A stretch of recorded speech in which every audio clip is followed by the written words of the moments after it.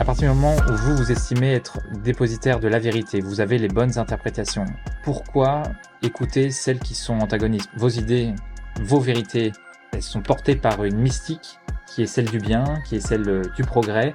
Donc pourquoi être opposé à ce qui est bien? Pourquoi être opposé au progrès?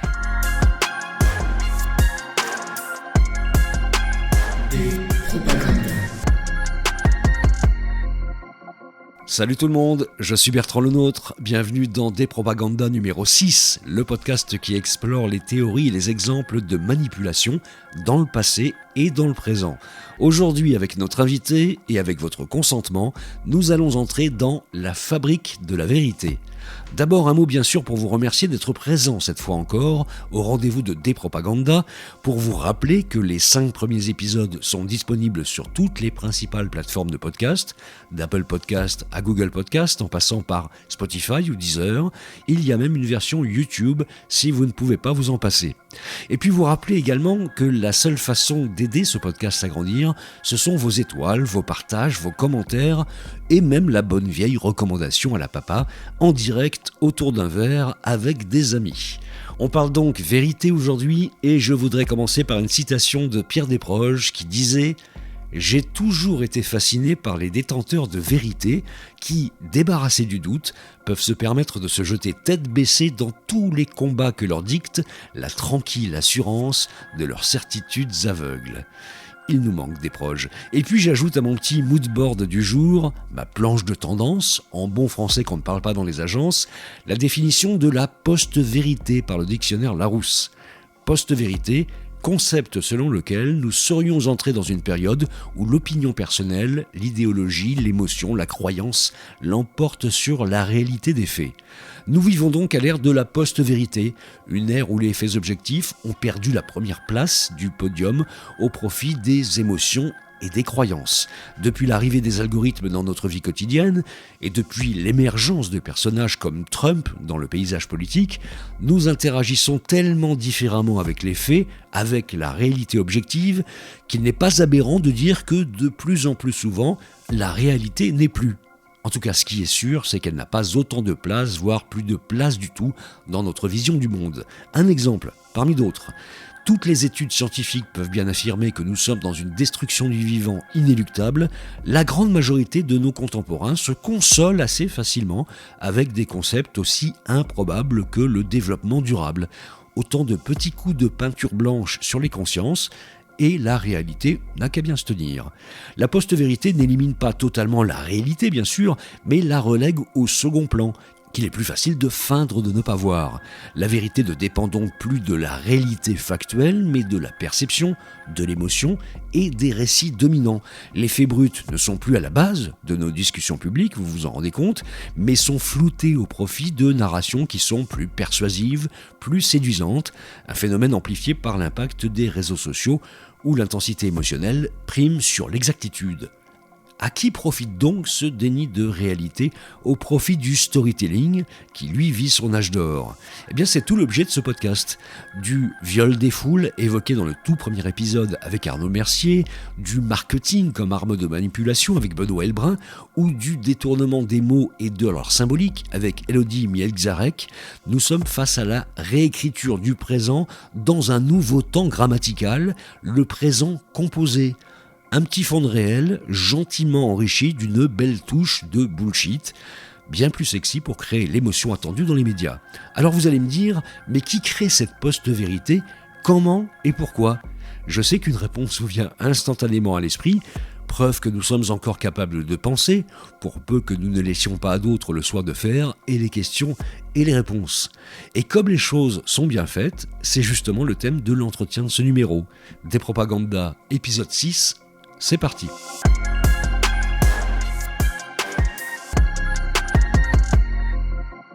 Il est temps d'accueillir l'invité de Despropaganda, Gaël Chenet. Bonjour Gaël Chenet. Bonjour.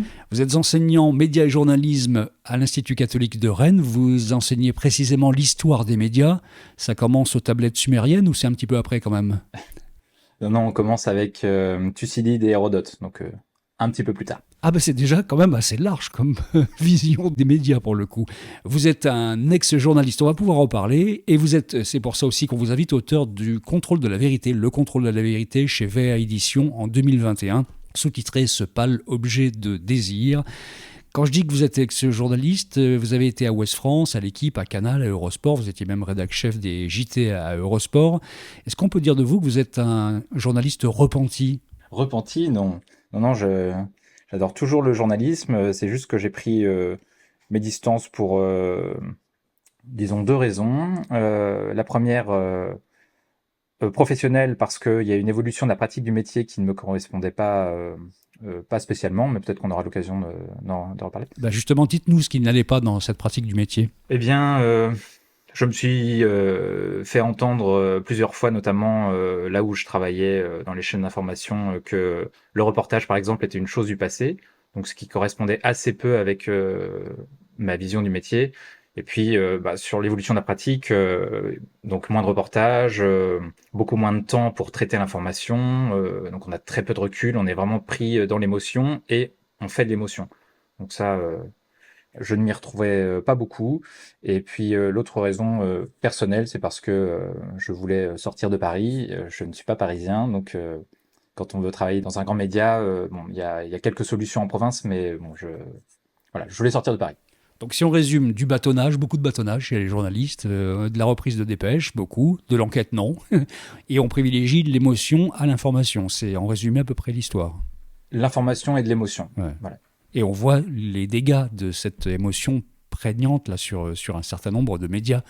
Aujourd'hui, vous avez commencé à vouloir écrire ce livre alors que sortait la loi de lutte contre la manipulation de l'information. C'était en quoi ? En 2021, ça ? Quelque chose comme ça ? C'était en 2018. 2018 ? Donc, ah oui, déjà ouais. Oh là là, mais je la situais bien après ça, moi. Ouais, ça fait déjà longtemps. Oui, en effet, j'ai voulu l'écrire à ce moment-là parce que j'étais assez surpris que beaucoup de mes confrères applaudissent des deux mains cette loi dite de lutte contre la manipulation de l'information, dite Contre les fausses nouvelles, quoi, les fake news.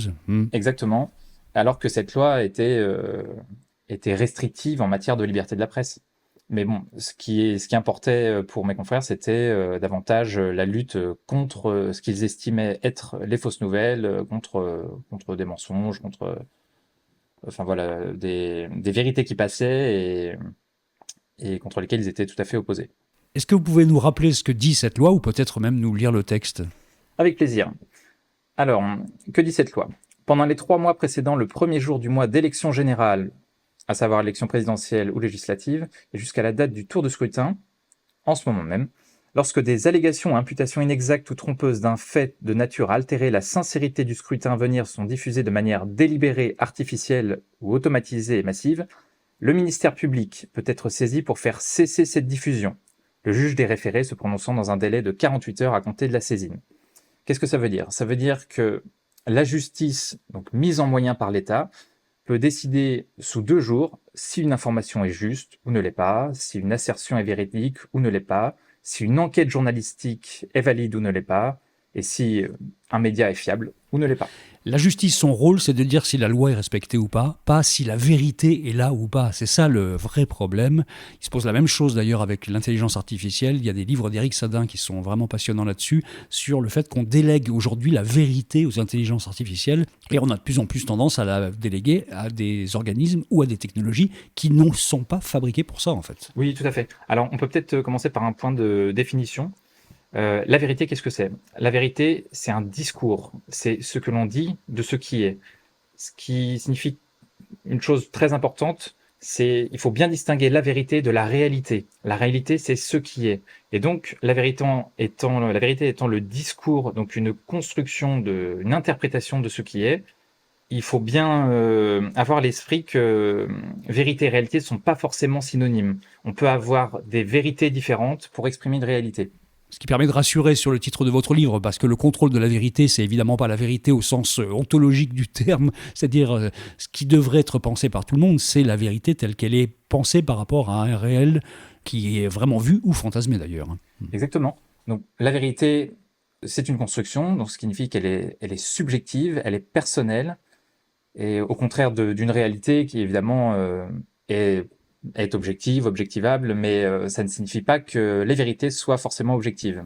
Une petite citation de Nietzsche qu'on retrouve dans le livre d'ailleurs, il n'y a pas la vérité, il n'y a que des interprétations, et c'est vraiment quelque chose qu'on retrouve très souvent dans ce podcast en fait. Et le rôle des hommes politiques, d'une certaine façon, c'est de construire leur propre vérité, ça a été dit un nombre de fois incalculable, et c'est Michel Foucault par exemple qui disait ça entre autres. Il n'y a pas de pouvoir sans construction d'une propre vérité, d'ailleurs on voit bien avec les élections en ce moment que chacun défend sa propre vérité comme étant la seule indépassable et qu'on n'a pas le choix d'une certaine façon que d'aller vers sa vérité. Exactement. Et pourquoi est-ce qu'on défend sa vérité? Bon, la raison est très simple. Le but pour un pouvoir ou un responsable politique, c'est d'être en survie. Alors une autre citation, c'est Hannah Arendt qui disait dans La crise de la culture, c'est ce qui est en jeu pour un pouvoir, c'est la survie, c'est la persévérance dans l'existence. Le contrôle de la vérité, il faut bien comprendre ça. Ça procède de cette simple logique qui est persévérer, aider un pouvoir à se maintenir dans son équilibre. Et en contrôlant la vérité, ce pouvoir ou ces responsables politiques cherchent à produire des comportements, des raisonnements qui entrent en cohérence avec ces vérités, les vérités qu'ils ont défendues. Ils cherchent donc à produire pour pouvoir se reproduire. À la DGSE, on dirait qu'on fabrique une légende d'une certaine façon. C'est-à-dire qu'on crée son propre environnement, on essaie de le vendre, et ça, c'est depuis toujours, en fait. C'est ce que vous rappelez, vous, dans le livre, et c'est ce que vous enseignez aussi. Exactement. Alors, bon, je n'enseigne pas spécifiquement le contrôle de la vérité, mais oui, il y a toujours eu cette volonté de contrôle. Ce pas l'objet du désir, comme j'ai appelé, pour reprendre une expression de Pierre Louys que j'aime beaucoup. Mais l'idée, c'est bien celle-ci, c'est que de toute façon, tout pouvoir cherche à contrôler l'information, cherche à contrôler les vérités.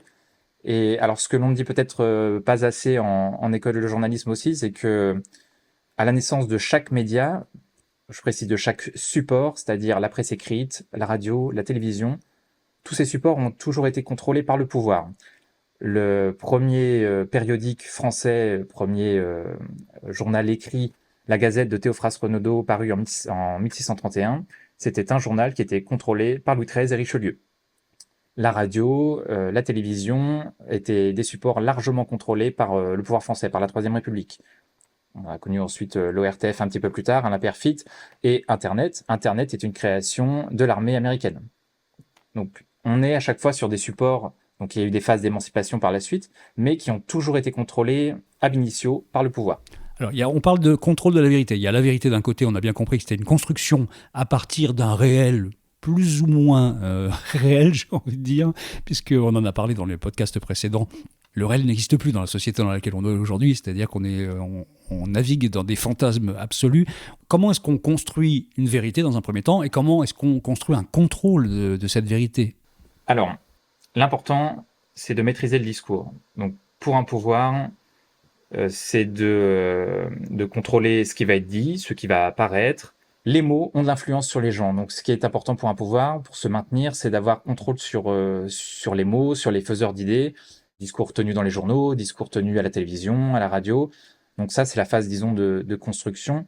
Et pour ce qui est du contrôle, eh bien c'est tout simple, c'est de soit sanctionner ceux qui vont porter des vérités, des idées qui seront antagonistes avec celles qui sont véhiculées par un pouvoir, ou alors c'est de persuader.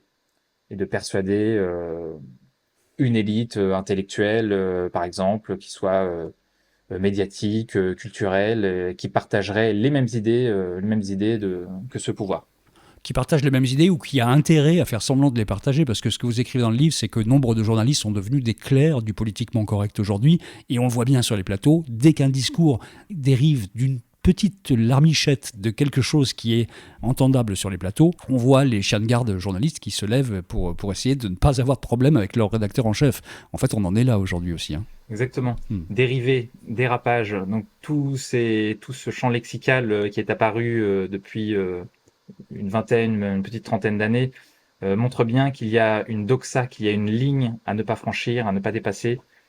Et c'est très intéressant parce que ça en dit très long sur le discours qui est autorisé et qui peut être exprimé dans les médias, ce discours qui peut porter de l'influence.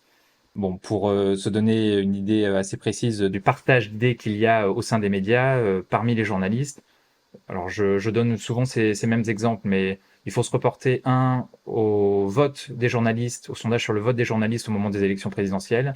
Donc, très souvent, ça porte à gauche. 2022, c'était le dernier cas. Exactement. Et alors, j'invite encore plus précisément à revoir les unes des journaux, les éditos, ce qui est dit dans les journaux télévisés au moment du second tour de l'élection présidentielle. Et je vous mets au défi de trouver un grand média qui est appelé à voter pour le candidat opposé à Monsieur Macron. Avec raison ou à tort, mais il y a quand même ce fait, il y a près de 42% des votants qui ont refusé de suivre les consignes données par l'ensemble des grands médias, journaux, chaînes de télévision, de radio confondus. Et évidemment, alors j'ai plus en mémoire le pourcentage de l'abstention, mais il y a quand même eu un fort taux d'abstention à ce moment-là. Donc on a quand même une très grande partie de la population française qui n'a pas été réceptive à ce discours, à cette vérité martelée, les heures sombres de l'histoire, le retour le bruit des bottes, la peste brune, etc. Bon, ce qu'on revit en ce moment, c'est ça, ce dont vous parlez, c'était en 2022. Entre-temps, Bolloré a compris le truc et il a créé vraiment tout un pôle de médias qui aujourd'hui pèse dans le game, comme diraient les rappeurs. Et aujourd'hui, on ne peut pas dire que là, pour le coup, il n'y aura pas des médias qui vont appeler à voter RN. Ça, c'est clair qu'il y en aura pas mal. Alors, il faudrait faire une comptabilité. Aujourd'hui, si vous pensez donc au monde de Monsieur Bolloré, donc ça veut dire, ça signifie le JDD, Europe 1 et puis et CNews. Bon, faudrait voir les chiffres de vente du JDD, mais CNews est devenue la première chaîne d'information continue, mais ça pèse pas grand-chose par rapport à un journal télévisé de TF1 ou de France 2. C'est rien du tout. Et ça pèse pas très lourd non plus face à Cyril Hanouna, face à Quotidien, face à C'est à vous, qui a des très très bons scores d'audience. Donc tout ceci est largement à relativiser. Alors leur succès vient en effet de ce discours qui est tout à fait contradictoire avec la doxa dominante et qu'on retrouve à peu près partout. Leur succès se fonde largement là-dessus. Ils ont tout à fait, d'une certaine façon, ils ont eu raison parce qu'il y avait un créneau qui n'était pas pris. Mais je pense que c'est largement relativisé comparé à, ce succès-là, en tout cas, comparé au succès des journaux télévisés. Il y a toujours eu un décalage dans l'histoire des médias entre le sentiment général de la société qui évolue très vite et les médias qui, eux, sont des paquebots qui vont tranquillement sur leur chemin. Il y a toujours eu ça quand même. Je veux dire, en 81, aucun média, ou très peu de médias, parce qu'il y en avait quand même, évidemment, il y avait des médias de gauche, mais je veux dire, il y avait très très peu de médias par rapport à la déferlante Mitterrand qui est arrivée, par exemple. Très peu de médias, vous voulez dire hostiles à François Mitterrand ? De gauche, officiellement de gauche, qui pesait vraiment lourd. La majorité des médias étaient plutôt contrôlés encore un petit peu par le pouvoir de Giscard. C'est vrai, mais il y avait une liberté de ton éditoriale qui n'existe plus vraiment aujourd'hui.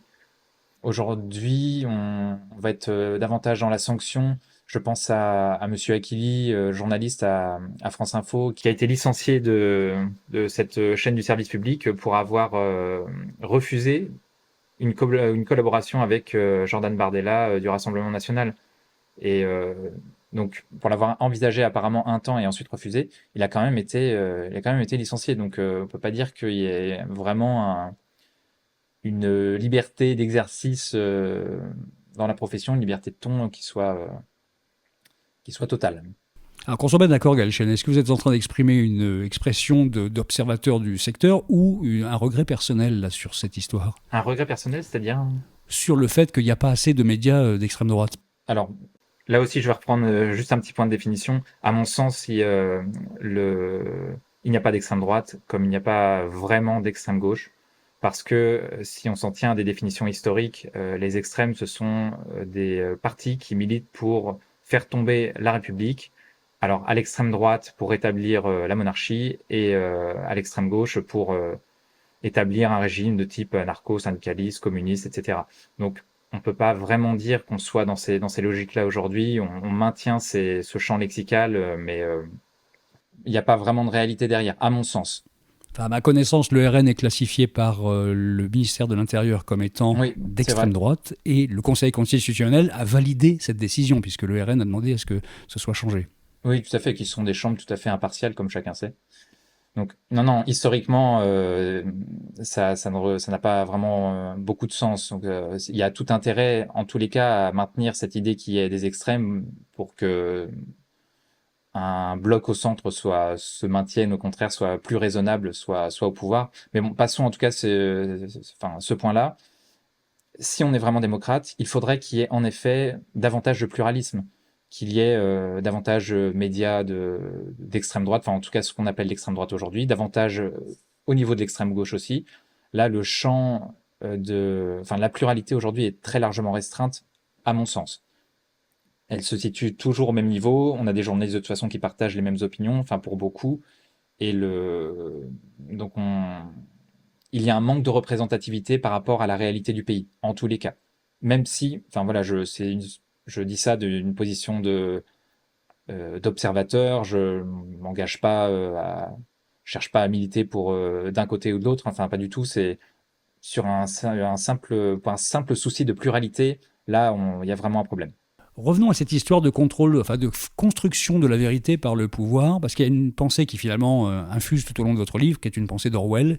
Celui qui a le contrôle du passé a le contrôle du futur, et celui qui a le contrôle du présent a le contrôle du passé. Donc là, présent, Exactement. passé, futur, et c'est vraiment ce qui se passe. De façon générale, vous donnez des exemples. Il y a notamment, en matière d'exemples, la Seconde Guerre mondiale. Parce qu'il y a une enquête qui avait été faite en 1945 sur qui nous a sauvé les fesses, entre guillemets, auprès des Français. Et aujourd'hui, c'est pas du tout le même résultat. Aujourd'hui, ce sont les Américains. En 1945, c'était les Russes qui étaient plébiscités comme étant ceux qui ont fait en sorte que le nazisme soit vaincu. C'est stupéfiant.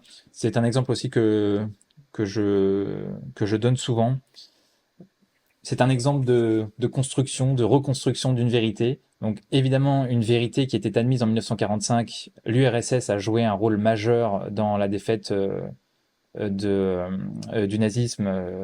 C'était un fait établi et admis par tous, mais 69 ans plus tard, si je me souviens bien. Donc la réalité, en effet, la perception du réel a été tout à fait changée, perception historique. Donc ce sont les Américains qui sont devenus les héros de cette Seconde Guerre mondiale. Alors pour quelles raisons un discours a été reconstruit pendant tout ce temps? Un discours qui est passé notamment entre les mains d'Hollywood, avec tous ces films, toutes ces séries qui nous ont largement influencés, qui ont reconstruit notre imaginaire. Et aujourd'hui, cette vérité d'alors n'est plus aujourd'hui, c'est devenu un mensonge. Alors que, juste pour parler en termes de chiffres, les Russes, c'est 20 millions de morts pendant la Seconde Guerre mondiale.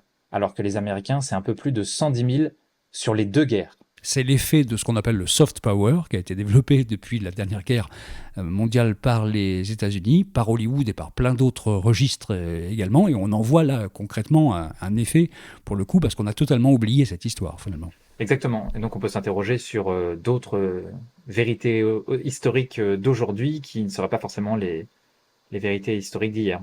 Ça, c'est pour le 21e siècle, et même le 20e siècle pour le coup en matière d'histoire.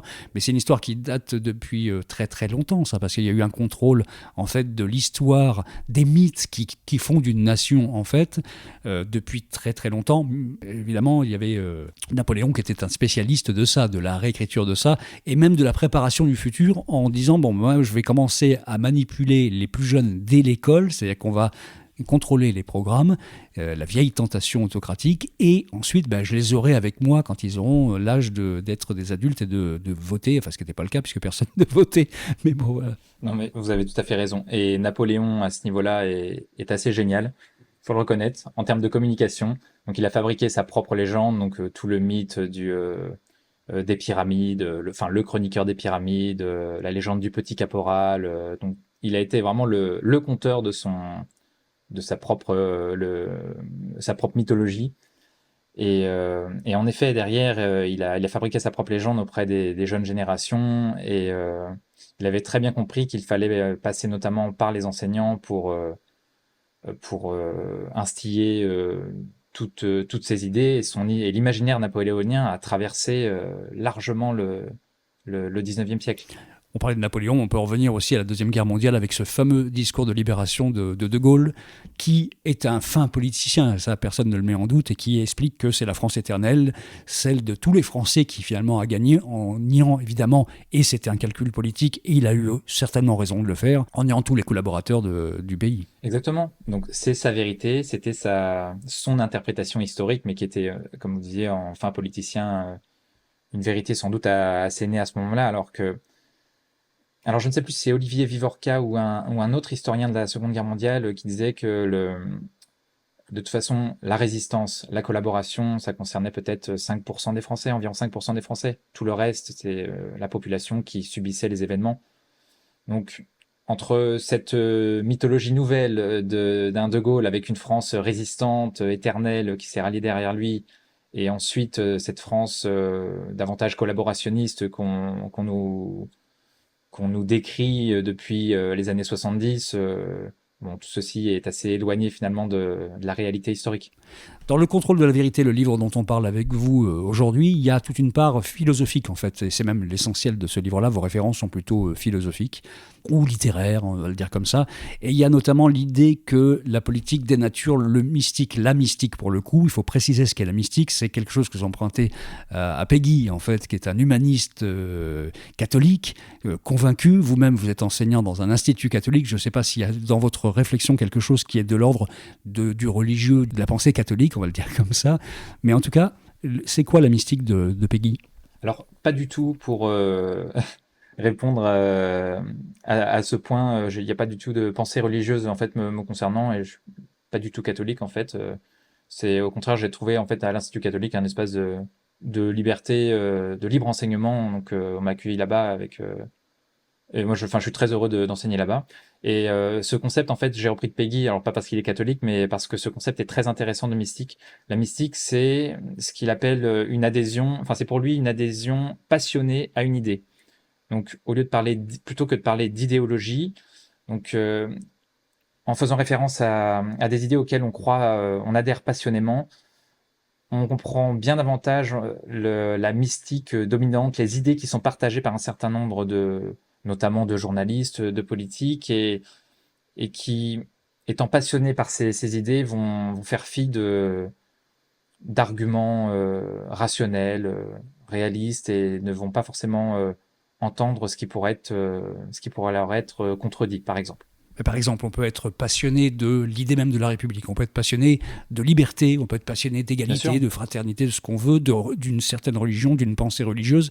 En quoi les politiques vont dénaturer ça, puisque finalement, ils vont utiliser ces mythologies, en fait, comme diraient d'autres, ils vont les utiliser à leur propre profit, finalement. Exactement. Et après, ils ont raison. Peggy disait que la mystique précédait la politique. On a des idées que l'on suit, que l'on va défendre, et derrière, on construit une politique à partir de ça. En effet, on peut être passionnément attaché à la République, comme vous dites, à l'égalité, la fraternité, au progrès, qui est à mon sens la mystique dominante d'ailleurs, enfin plutôt le progressisme, une façon. Vous pensez que les gens croient toujours que le progrès est chargé majoritairement de valeurs positives aujourd'hui ? Moi, j'ai l'impression que le changement s'est fait depuis quelques décennies, que le progrès n'est plus une valeur si positive que ça, finalement, dans l'esprit des gens. Ah, alors, est-ce que le progrès est le développement d'une erreur, comme disait Cocteau ? Alors, peut-être dans l'esprit des gens, mais en tout cas, ce n'est pas le cas pour une grande partie des élites, pour aller vite, qui estiment que le progrès, enfin, ce que j'appelle le progressisme plutôt, c'est selon moi la mystique moderne selon laquelle tout progrès, en particulier toute innovation technique, constitue une richesse, une possibilité d'amélioration des conditions de vie matérielles et immatérielles de l'humanité. Donc, pour le dire autrement, c'est croire que l'histoire va suivre une courbe ascendante, solidaire, où s'entremêlent le temps et le progrès. Donc, une courbe sans regard vers le passé, en dehors du tragique.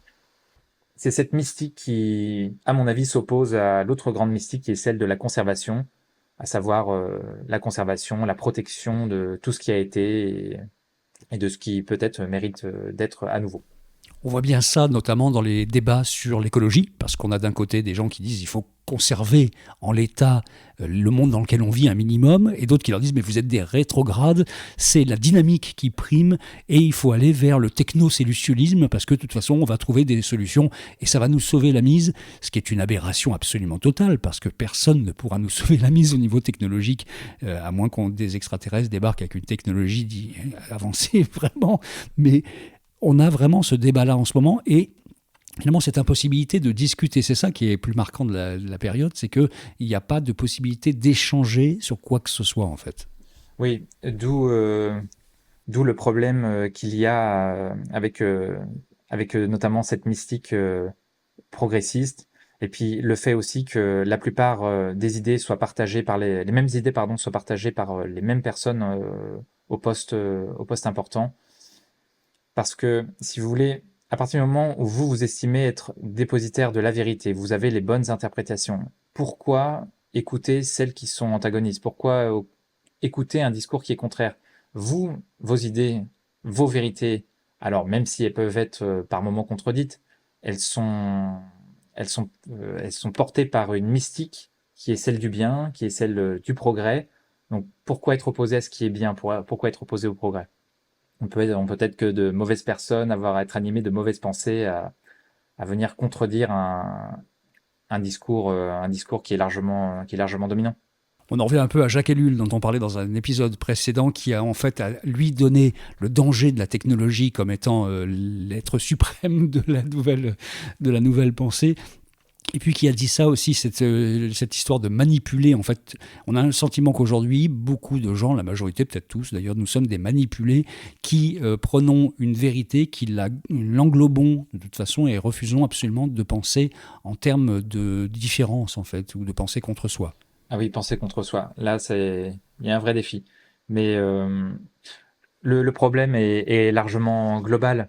On a un problème d'instruction. On a une école qui a beaucoup de difficultés à enseigner à nos enfants, à, à éduquer à l'esprit critique. C'est frappant. Enfin, je ne sais pas si vous connaissez les résultats d'enquête du ministère de l'Éducation nationale, mais Vous en parlez dans le livre, le QI en baisse. le Absolu. QI en baisse, mais là, le livre est de 2021, mais l'année dernière, on était à 45% d'enfants qui ne savaient pas lire, écrire, compter correctement à leur entrée en sixième. Vous vous rendez compte? On est à 45%. Et malgré tout le bien que j'ai pour mes étudiants, enfin, j'aime beaucoup mes étudiants, mais le problème il y a un problème avec le français et je suis avec des étudiants en licence. La maîtrise du français n'est pas bonne. Donc, comment voulez-vous qu'on avance avec de futurs citoyens qui maîtrisent très mal la langue et qui donc, par conséquent, vont mal maîtriser leur pensée? Ça, c'est le vrai problème, parce que c'est vrai que la maîtrise de la langue est plus importante que le QI, qui n'est qu'une valeur un peu mathématique et qui ne définit pas une intelligence, selon moi. Mais vraiment, la maîtrise de la langue, ça, c'est le vrai souci aujourd'hui. Sans la maîtrise de la langue, on ne peut pas penser, articuler une pensée, tout simplement. En fait. Oui, tout à fait. Là, on a vraiment un raz-de-marée. On ne se rend pas bien compte de la situation, mais on a un raz-de-marée de gens qui ont donc des problèmes de maîtrise de langue, de maîtrise de leur pensée. Et qu'est-ce que tout ça va donner en plus, ils sont très largement addicts à leur téléphone. Ils reçoivent des informations qui ne sont que de l'émotion. Donc, on on n'est pas sur le bon chemin. Avec, en plus, et vous le dites dans le livre, une haine de la culture qui est une évidence, qui s'est développée depuis des décennies maintenant. Il suffit de regarder à peu près n'importe quel animateur ou journaliste de télé face à un problème philosophique, culturel, un tout petit peu élaboré, et cette espèce de rire bêta qu'il y a face à toute forme d'intelligence culturelle, en fait, comme si c'était une aberration de l'espèce humaine. Et on en est là aujourd'hui. Oui, exactement. Et c'est vraiment le rire ironique, moqueur du dernier homme de Nietzsche dans Ainsi parlait Zarathustra. Et si on devait juste symboliser ce que vous venez de dire par peut-être une image, eh bien, selon moi, ça serait celle du plateau de la grande librairie sur France 5, je crois. Mhm. Oui, c'est France 5. on a un plateau avec la seule émission littéraire qui existe à la télévision. Alors on a des émissions sur plein de sujets, sur culinaire, sur du téléachat, sur plein de choses, du sport, etc., etc. On a une seule émission littéraire qui existe à la télévision. Et sur celle-ci, on a un plateau où il y a des faux livres. Donc, toute idée de la culture à partir de là, et d'ailleurs, cette émission est largement une émission de promotion et pas de débat, d'échange sur la qualité ou de jugement critique sur la qualité des livres. Non, on est vraiment dans un environnement où la culture est assez méprisée, oui. Pour terminer, et on va faire un appel à la Maison des Fous de Nietzsche, parce que vous parlez de ça aussi dans le livre. Finalement, c'est ça. Est-ce qu'on ne peut pas essayer de se dire, bon allez, décalons totalement notre vision, notre façon de penser, et assumons de rentrer dans le monde des fous face au monde de la rationalité, de la vérité, qui aujourd'hui n'a plus rien de rationnel et réel, en fait. Vous avez raison. La Maison des Fous, c'est un concept qui est mineur dans la pensée de Nietzsche, mais que j'aime beaucoup et qui est peu repris. Donc, pour expliquer rapidement, la Maison des Fous, c'est l'endroit où vont aller tous ceux qui pensent autrement que le dernier homme. Donc, le dernier homme, c'est cette description, si on veut, de l'homme rongé par la consommation. En fait, aujourd'hui, abruti, qui a beaucoup de mal à penser sur soi, contre soi. Et donc, la direction à prendre, c'est celle de la Maison des Fous. Donc la maison, en tout cas, on établit on essaie de réinstaurer un petit peu de rationalité, de débat, de controverse, de dispute aussi. Enfin, il faut avoir l'éducation pour pouvoir se disputer, comprendre que il faut savoir aussi se diviser, ne pas être d'accord. Donc voilà, il faut prendre cette direction, mais c'est un vœu en effet, c'est un cri dans le désert qui croît. Toute chose qui était la rationalité même dans la définition de Voltaire, la Maison des Fous par exemple. Donc on oublie qu'il y a eu un décalage de la rationalité qui est quand même assez terrifiant en l'espace de 2-3 siècles. On est dans une logique orwellienne. C'est sur cette belle pensée ultra positive qu'on va se quitter. Merci beaucoup Gaël Chenet d'être venu dans ce podcast. Donc je rappelle que vous êtes enseignant à l'Institut catholique de Rennes et que vous avez donc écrit ce contrôle de la vérité qu'on trouve toujours chez VA Éditions et qui a été publié en 2021, sous-titré « Ce pas l'objet du désir ». Merci à vous. Merci à vous. Voilà, c'était le 6e épisode déjà de Despropaganda. J'espère que nous vous avons un peu aidé à imaginer comment reprendre la main sur la construction de vos vérités. N'oubliez pas de vous abonner pour retrouver les épisodes que vous avez ratés et ne pas louper les suivants. J'ai commencé par une citation de Desproges. Je voudrais terminer par ce proverbe populaire africain qui dit « Si vous voulez savoir la vérité, écoutez les fous ». À très bientôt.